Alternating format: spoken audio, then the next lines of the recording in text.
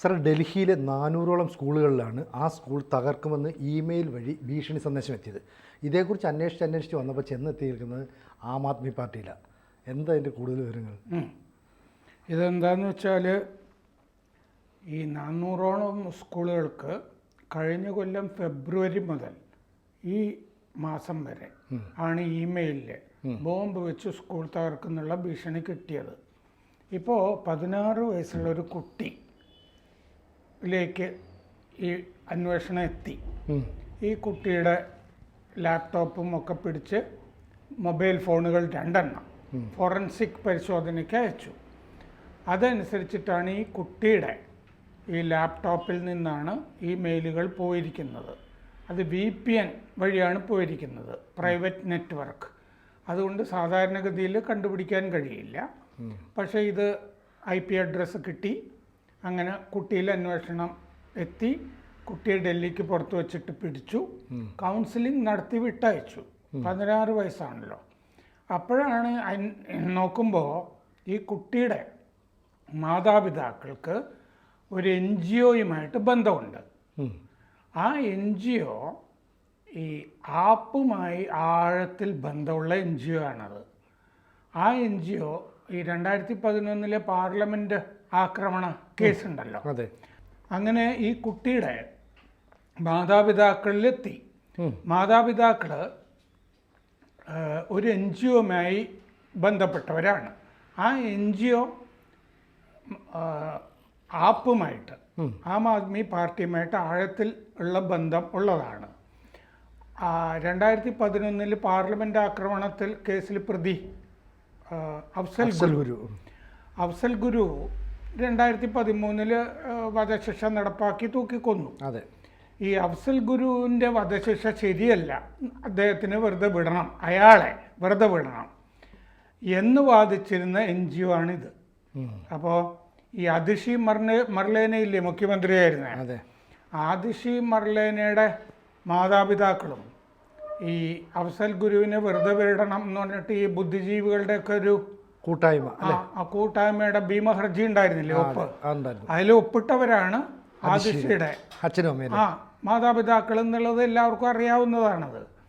അപ്പോൾ അന്വേഷണം എത്തി നിൽക്കുന്നത് 400 സ്കൂളുകൾ തകർക്കും എന്നുള്ള ബോംബ് ഭീഷണിയുടെ.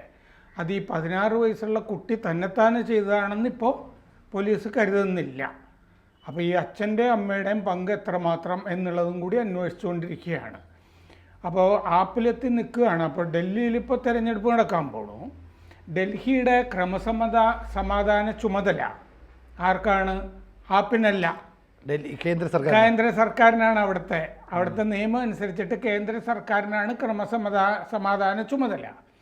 അപ്പോൾ തെരഞ്ഞെടുപ്പിൽ BJPയെ തോൽപ്പിക്കണം. അപ്പോൾ സ്കൂളിൽ ക്രമസമാധാന പ്രശ്നങ്ങളൊക്കെ ഉണ്ടായിക്കഴിഞ്ഞാൽ അതിൻ്റെ ഉത്തരവാദി BJPയാണ്. അപ്പോൾ ഇങ്ങനൊരു തന്ത്രം ആപ്പ് പയറ്റുകയായിരുന്നു എന്നുള്ളതാണ് BJP ഇപ്പോൾ പറയുന്നത്. അപ്പോൾ ഇത് 2024 ഫെബ്രുവരി 14 ഈ ഇമെയിലുകൾ തുടങ്ങിയത്. അത് കഴിഞ്ഞിട്ട് 2025 ജനുവരി 8 വരെ ഈ ഇമെയിലുകൾ സ്കൂളുകൾക്ക് പോയിക്കൊണ്ടിരുന്നു. ഏറ്റവും ഒടുവിലെ ഇമെയിലുകൾ 23 സ്കൂളുകൾക്ക് ഒറ്റ ദിവസം അയച്ചു കിട്ടിയിരുന്നു. ഒറ്റ ദിവസം 23 സ്കൂളുകൾക്ക് അയച്ചു. ജനുവരി 10 പോലീസ് ഈ കുട്ടിയെ ട്രേസ് ചെയ്ത് പിടിക്കുന്നത്. അപ്പോൾ ഈ ഡാർക്ക് വെബ് ഈ കുട്ടി ഉപയോഗിച്ചതായിട്ട് കണ്ടിട്ടുണ്ട്. ഈ കുട്ടി എന്ന് നമ്മൾ പറയുന്നുണ്ട്, മാതാപിതാക്കളുടെ ഉത്തരവാദിത്തം നമ്മൾ പറഞ്ഞതാണ്. അവരൊരു NGOയുമായി ബന്ധപ്പെട്ടവരാണ്. ഈ അച്ഛൻ ഒരു പ്രൈവറ്റ് കമ്പനിയിൽ ജോലി ചെയ്യുന്ന ആളാണ്, പക്ഷേ NGOയുമായി ബന്ധപ്പെട്ട ആളാണ്. ഈ VPN ആണ് ഉപയോഗിച്ചിരിക്കുന്ന, വെർച്വൽ പ്രൈവറ്റ് നെറ്റ്വർക്ക്. നമ്മൾ സാധാരണ ഒരു ഇതെടുക്കുമല്ലോ, കണക്ഷൻ, ഇൻ്റർനെറ്റ്, അതിരിക്കെ തന്നെ നമുക്ക് സ്വകാര്യ കണക്ഷൻ വഴി പലതും ചെയ്യാൻ കഴിയും. അതാണ് വെർച്വൽ പ്രൈവറ്റ് നെറ്റ്വർക്ക് എന്ന് പറയുന്ന VPN. അത് നമ്മുടെ IP അഡ്രസ്സൊക്കെ മൂടി വച്ചിട്ടുണ്ടാവും, എൻക്രിപ്റ്റഡ് ആയിരിക്കും. പക്ഷേ VPN നെറ്റ്വർക്കുകളുടെ പ്രശ്നം എന്താണെന്ന് വെച്ചാൽ അത് ഫ്രീയും ഉണ്ട് പെയ്ഡും ഉണ്ട്. പെയ്ഡ് ആണെങ്കിൽ നമുക്കത് കുറെ കാലം നിൽക്കും, ഫ്രീ ആണെങ്കിൽ ഒരു നിശ്ചിത കാലത്തേക്ക് നിൽക്കുള്ളൂ, എക്സ്പയർ ആവും അത്. അപ്പോൾ എക്സ്പയർ ആയി കഴിഞ്ഞാൽ പിന്നെ അത് എൻക്രിപ്ഷൻ ഇല്ല. ഈ പയ്യൻ ഉപയോഗിച്ചിരുന്നത് +2 പഠിക്കുന്ന പയ്യനാണ്. പയ്യൻ ഉപയോഗിച്ചിരുന്നത് ഫ്രീ VPN ആണ്. അത് എക്സ്പയർ ചെയ്തിരുന്നു. അപ്പോൾ അതുകൊണ്ട് IP അഡ്രസ്സ് ആ സർവീസ് പ്രൊവൈഡറുടെ കയ്യിൽ നിന്ന് കിട്ടി. ഒരു 2000-ഓളം മറ്റേ അന്വേഷണങ്ങൾ നടത്തിയിട്ടാണ് അത് കിട്ടിയത്. അപ്പോൾ വ്യാഴാഴ്ച ഡൽഹിക്ക് പുറത്തു നിന്നാണ് കുട്ടിയെ പിടികൂടിയത്. 13 മാസത്തോളം അന്വേഷണം നടന്നിരുന്നു. ഈ കുട്ടി ഒരു പ്രധാനപ്പെട്ട സൗത്ത് ഡൽഹി സ്കൂളിലാണ് ഈ കുട്ടി പഠിക്കുന്നത്. സൗത്ത് ഡൽഹി എന്ന് പറഞ്ഞാൽ ഒരുപാട് ധനികർ താമസിക്കുന്ന സ്ഥലമാണ്. അത് സീതാറാം യെച്ചൂരി താമസിച്ചിരുന്നതും സൗത്ത് ഡൽഹിയിലാണ്. അപ്പോൾ കഴിഞ്ഞ 2 മാസത്തിൻ്റെ ഇടയിൽ 7ാമത്തെ സംഭവമായിരുന്നു. 2 മാസത്തിൻ്റെ ഇടയ്ക്ക് ഈ 23 സ്കൂളുകൾക്ക് കിട്ടിയ മെയില്. അതിന് മുമ്പ് 16 സ്കൂളിന് കിട്ടുക. ഇങ്ങനെ ചെയ്താണ് ഇത് 400 മുതൽ 600 വരെ സ്കൂളുകൾക്ക് ഭീഷണിയാകുന്നത്. ഇയാൾ ടോർ ബ്രൗസറും ഉപയോഗിച്ചിരുന്നതായിട്ട് കണ്ടിട്ടുണ്ട്, കണ്ടുപിടിക്കാതിരിക്കാൻ വേണ്ടി, VPN പുറമെ. അപ്പോൾ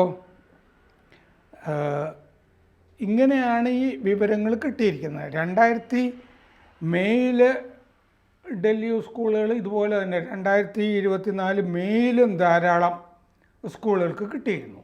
ഇപ്പോൾ സുധാംശു ത്രിവേദി, BJPയുടെ വക്താവ്, കഴിഞ്ഞ ദിവസം പറഞ്ഞു കുട്ടി ഒറ്റയ്ക്ക് ചെയ്തതാണെന്ന് വിശ്വസിക്കാൻ ബുദ്ധിമുട്ടാണ്. മാതാപിതാക്കളുടെയും NGOയുടെയും അറിവ് ഈ കാര്യത്തിൽ ഉണ്ടാവും. ഡൽഹിയുടെ ക്രമസമാധാനം തകർക്കുക എന്നുള്ളതായിരുന്നു ഇവരുടെ ലക്ഷ്യം. ആപ്പ് എപ്പോഴും അഫ്സൽ ഗുരുവിൻ്റെ കൂടെയായിരുന്നു. അദീഷിയുടെ മാതാപിതാക്കളും അഫ്സൽ ഗുരുവിൻ്റെ കൂടെയായിരുന്നു. ഡൽഹി യൂണിവേഴ്സിറ്റിയിലൊക്കെ പഠിപ്പിച്ചിരുന്നവരാണല്ലോ. അപ്പോൾ ഈ പയ്യൻ്റെ ലാപ്ടോപ്പ് 2 മൊബൈൽ ഫോറൻസിക് പരിശോധന നടത്തിയിട്ടാണ് വിവരങ്ങളൊക്കെ കിട്ടിയത്. ഫ്രീ VPN സർവീസ് ഉപയോഗിച്ചിരുന്നു എന്നും ഒക്കെ അറിഞ്ഞിരുന്നു. 2000 IP അഡ്രസ്സുകൾ പരിശോധിച്ചിട്ടാണ് ഈ പയ്യനിലേക്ക് എത്തിയത് പോലീസിനെതിരെ ആരോപണം ഉണ്ടായിരുന്നു. ഇത്രയും ഇമെയിൽ കഴിഞ്ഞ കൊല്ലം ഫെബ്രുവരി മുതൽ സ്കൂളുകൾക്ക് കിട്ടുന്നു. ഏതെങ്കിലും ഒരു സ്കൂളിൽ ബോംബ് പൊട്ടിയാൽ തന്നെ പോലീസ് എന്ത് പണിയെടുക്കുകയാണെന്നൊക്കെ ചോദിച്ചിരുന്നു. ഈ ഡാർക്ക് വെബും VPNും ഒക്കെ ആയതുകൊണ്ടാണ് പ്രയാസം വന്നിരുന്നത്. ഇത് സ്കൂളുകളിലൊക്കെ പാനിക് ഉണ്ടാക്കി. അതായിരുന്നു ലക്ഷ്യവും. പരീക്ഷകളില്ലാത്ത ദിവസങ്ങളിലാണ് മിക്കവാറും ഇമെയിലുകൾ വന്നത്. അതെന്തുകൊണ്ടാണ് എന്നുള്ള കാര്യത്തിൽ സംശയമുണ്ട്.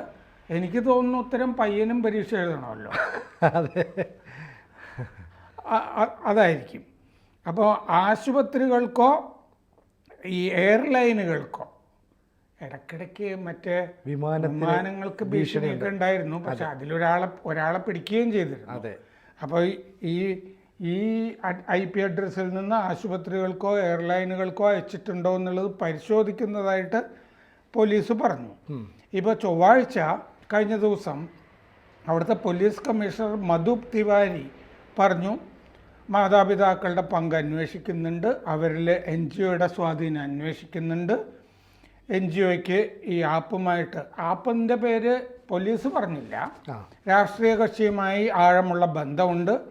NGO രാഷ്ട്രീയ പാർട്ടിയെ പ്രകീർത്തിക്കുന്നതാണ് NGO.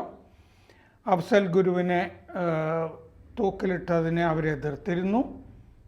2001 പാർലമെൻറ്റ് ആക്രമണം നടത്തിയ ആളാണ് അഫ്സൽ ഗുരു. സമൂഹത്തിൽ കലാപമുണ്ടാക്കാനുള്ള വലിയ ഗൂഢാലോചന ഇതിൻ്റെ പിന്നിലുണ്ട്.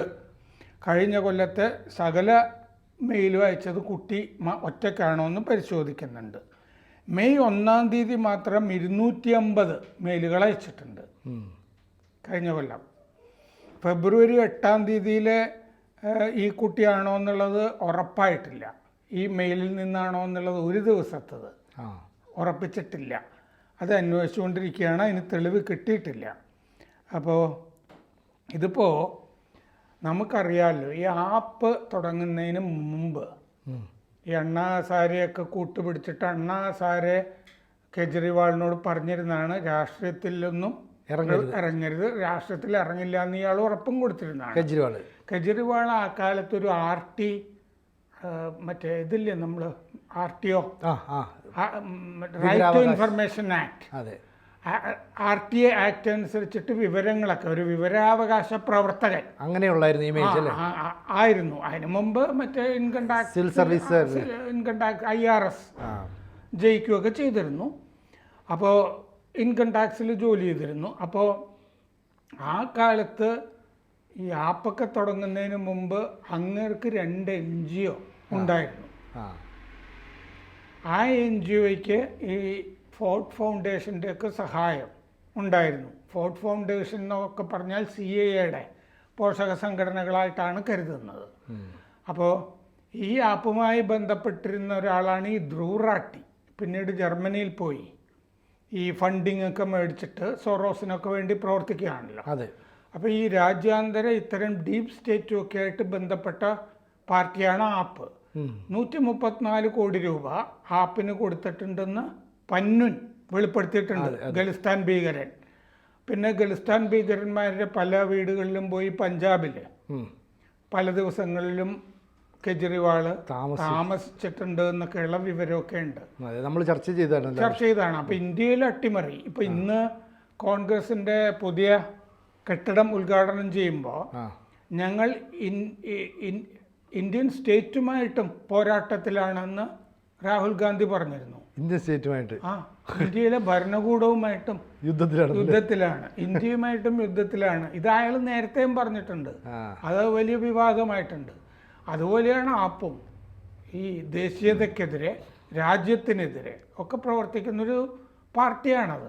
ജനാധിപത്യ സർക്കാരുകൾക്കെതിരെ പ്രവർത്തിക്കുന്നതാണ്. കാരണം എന്താ വെച്ചാൽ ഇവരുടെ മുതലാളിമാർ വേറെയാണ്. മുതലാളി എന്താണോ പറയുന്നത് അതനുസരിക്കുക എന്നുള്ളതാണ് ഈ ചെയ്തുകൊണ്ടിരിക്കുന്നത്. അതുകൊണ്ടാണ് ഡിസ്റപ്ഷൻ. ഇപ്പം ഇവര് നമ്മൾ പറയുകയാണെങ്കിൽ അവിടുത്തെ കലാപം അല്ലേ, വടക്ക് കിഴക്കൻ ഡൽഹിയിൽ നടന്നിട്ടുള്ള കലാപം, അവിടുത്തെ കർഷക സമരങ്ങൾ, ഇതുപോലത്തെ പല പരിപാടികളിലും പങ്കെടുത്തിട്ടുള്ള ആളുകളാണ് ഇവർ, ഈ ആപ്പ്. പിന്നെ അതുകൊണ്ടാണ് വലിയ ഗൂഢാലോചന സമൂഹത്തിൽ കലാപം ഉണ്ടാക്കാനായിട്ട് ഇവർ പ്രവർത്തിച്ചിരുന്നോ എന്ന്. അതുപോലെ വടക്കുകിഴക്കൻ കലാപത്തിന് പുറമെ ഈ റോഹിംഗ്യകളെ അവിടെ കൊണ്ടുവന്ന് പാർപ്പിക്കുന്ന പരിപാടി, പല സ്ഥലത്തു നിന്നുള്ള ഈ ഡെമോഗ്രഫി മാറ്റാനുള്ള ശ്രമങ്ങളുണ്ടല്ലോ. ചെറിയ സംസ്ഥാനങ്ങളുണ്ടല്ലോ, ഈ 1000 വോട്ടിന് 500 വോട്ടിനൊക്കെ ജയിക്കുന്ന സ്ഥലങ്ങളില്ലേ, ഹിമാലയ സാനുക്കളിലുള്ളത്, ഉത്തരാഖണ്ഡ്, ഹിമാചൽ പ്രദേശ്, ഡൽഹി, ഇങ്ങനത്തെ സ്ഥലത്തൊക്കെ ഈ റോഹിംഗ്യകളെ കൊണ്ട് പാർപ്പിക്കുന്നുണ്ട് ചില NGOകൾ. കശ്മീരിൽ നമ്മൾ ചർച്ച ചെയ്തപ്പോൾ റോഹിംഗ്യകളെ കൊണ്ടുവന്ന് അവിടെ പാർപ്പിക്കുന്ന ഒരു NGO ആണ് എന്നുള്ള വിവരമുണ്ട്. അപ്പോൾ ഈ NGOയുടെ പേര് വെളിപ്പെടുത്തിയിട്ടില്ല. പക്ഷേ NGOകളുമൊക്കെ ആയിട്ട് ബന്ധപ്പെട്ട് നിൽക്കുന്ന പാർട്ടി തന്നെയാണ് ആപ്പ്. അപ്പോൾ ഇങ്ങനെ ഒരു 400 മുതൽ 600 വരെ സ്കൂളുകൾക്ക് കിട്ടിയ ഈ ബോംബ് ഹോക്സ്, വ്യാജ ബോംബ് ഭീഷണി, അതിൻ്റെ പിന്നിൽ ആപ്പാണ് എന്നുള്ള സ്ഥലത്താണ് ഇപ്പോൾ അന്വേഷണം എത്തി നിൽക്കുന്നത്. ഇത് തെരഞ്ഞെടുപ്പിൽ വലിയ വിഷയമായിരിക്കും എന്നുള്ള കാര്യത്തിൽ സംശയമില്ല. കൂടുതൽ വാർത്തകളും വിശേഷങ്ങളും നിങ്ങളിലേക്ക് എത്താൻ ABC മലയാളം സബ്സ്ക്രൈബ് ചെയ്യുക, ബെൽ ബട്ടണും അമർത്തുക.